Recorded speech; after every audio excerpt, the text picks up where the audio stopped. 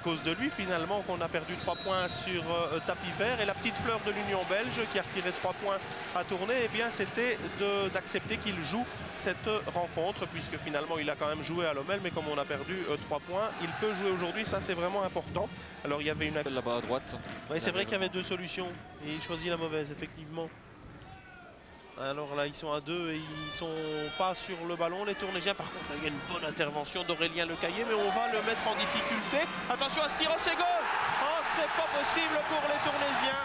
Un ballon perdu, un ballon mort, là, qui revient dans les pieds de Yves Kums.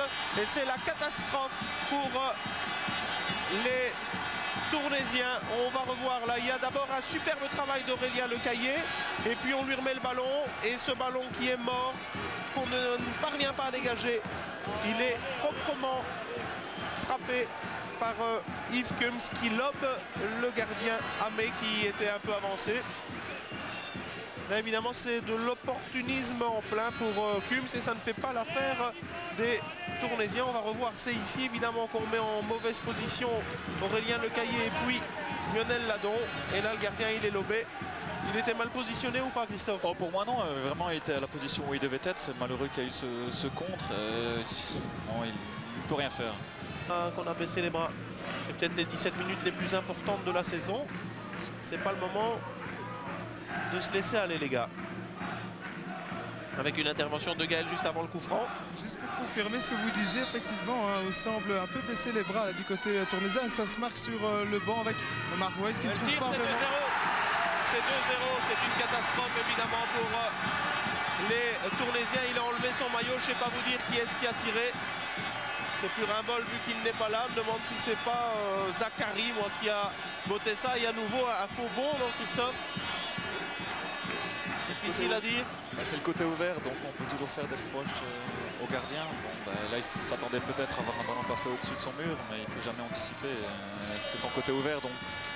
Alors on voit le tir, ouais, c'est Capilla hein, qui est entré au jeu il y a une petite dizaine de minutes. Son tir ne pardonne pas 2-0, ça devient quasiment impossible. On va sans doute maintenant, à moins que les Tournaisiens ne nous mettent 3 buts en 15 minutes, mais à 2-0. Ça c'est bien joué aussi sur le flanc gauche. Et regardez, il n'y a plus que 2 défenseurs tournaisiens. On va écarter à droite ici avec Kinkela. Kinkela, le tir du droit, oh, c'est sur le poteau. Et la tête, voilà le 3-0 par Saba qui joue vraiment les sorcières aujourd'hui pour les Tournaisiens. Il inscrit son 19e but, c'est 3-0. C'est évidemment terminé hein, pour tourner. On revoit le tir sur le poteau. C'était une véritable fusée et sans doute l'un des plus faciles de sa carrière pour Saba. De la tête, il n'y a plus qu'à pousser au fond. Je crois qu'il avait quand même repoussé le ballon sur son piqué. Mais c'est lui qui fait ce premier arrêt. Mais il n'y avait rien à faire après. 3-0, il reste 3 minutes. C'est donc terminé pour le résultat. On revoit Kinkela, Bings sur la latte. Et puis là, la facilité, je crois que je l'aurais encore mise aussi celle-là. Mais ça ne fait pas les affaires des Tournaisiens. Le long centre, je crois que c'est de Lecaillé. Ça passe au-dessus de Milan Ball. Contrôle de poitrine d'Mbemba. Et à nouveau, la bonne anticipation. Hein, de superbe réaction. Très vif. Il anticipe, hein, littéralement. Et voilà, c'est terminé. Eh bien, la seule certitude pour le moment, c'est que l'Union Saint-Gilloise est championne. Et vous allez le voir, parce qu'il y a des images de joie énormes. On vous le répète, c'est un beau champion. Prestation très convaincante aujourd'hui. Peut-être Gaël avec Frédéric Champ. Non, il va passer. Pas de réaction de Frédéric Champ. Ça va être peut-être difficile hein, d'avoir des interviews de Tournaisiens parce que j'imagine que la déception est énorme. Donc un beau champion, vous le disiez tout à l'heure, des images de Liesse. Il y a 90 minutes, on n'espérait peut-être pas qu'elle soit dans ce camp-là, ou bien qu'elle soit dans les deux camps, parce que c'était possible mathématiquement. Aujourd'hui, il y a un envahissement de terrain. Je ne sais pas si c'était prévu ou pas. Ce sera évidemment les 2 ou 3 minutes à venir qui vont être importantes puisque cette interview n'est jamais très facile de parler évidemment dans ces circonstances-là. Merci Gaël. Ce que je vous propose peut-être, je ne sais pas si c'est possible, on va peut-être regarder les quelques images de joie. On va peut-être analyser, je ne sais pas si c'est possible en régie, on me fait signe aussi de revoir les 3 buts. Comme ça vous permet peut-être d'essayer d'avoir des nouvelles. Hein. C'est ce qui nous intéresse évidemment le plus, c'est d'avoir le résultat définitif pour qu'on puisse savoir s'il y a un test match aussi Tournai descend officiellement en promotion. Donc on me fait signe du quart régie s'il y a moyen de revoir les buts tournaisiens ou pas.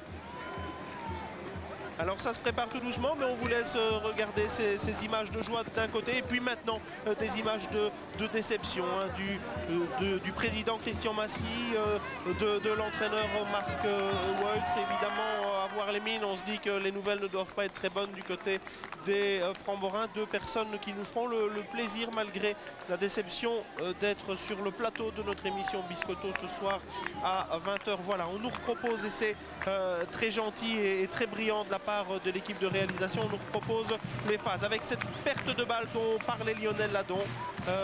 Elle incombe à qui cette faute? Eh bien à Aurélien Le Caillé, mais on ne lui a pas rendu service non plus à Lionel lui-même. Mais évidemment c'est le genre de ballon perdu, on ne s'attend pas à avoir un lob comme ça qui part dans la lucarne, et c'est le tournant du match hein, Christophe.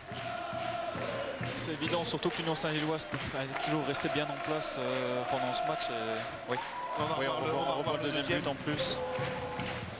Là, on parlait tout à l'heure des coups francs qui étaient mal agencés. Celui-là, il est parfait hein, au niveau de.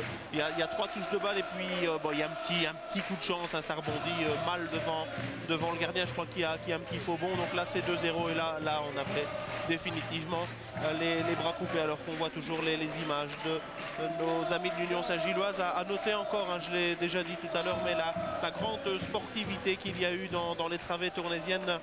Aujourd'hui, 3-0, donc on a vu les 2 buts, et bien voilà le 3e avec un long changement d'aile pour Kinkela. Kinkela, une des révélations de la saison, son tir fusé sur le poteau, et là, mais évidemment on ne peut plus rien faire, c'est le 3e but par Saba. 3-0, déception pour les Tournaisiens, énorme joie de l'Union Saint-Gilloise avec un envahissement de terrain. Ils étaient nombreux à avoir fait le détour, nos amis bruxellois. Inutile de vous dire que la fête sera énorme ce soir du côté de Saint-Gilles. Et chapeau quand même à cette équipe qui depuis la mi-décembre était en tête. Elle a su conserver cette place jusqu'au bout. Donc, dans une série où les premiers se succédaient ou perdaient des points contre des petits, ça n'était pas une série facile. Hein. Ouais, je ne me souviens pas avoir vu ça ces dernières années. C'est vrai qu'il y a peut-être 8 équipes qui pouvaient encore descendre ici au dernier match. C'est quelque chose d'incroyable. C'est vrai que la décision de l'Union belge pour Pardo, elle concernait encore 12 équipes, 3 pour la montée, pour la montée en National 2 et 9 équipes pour la descente.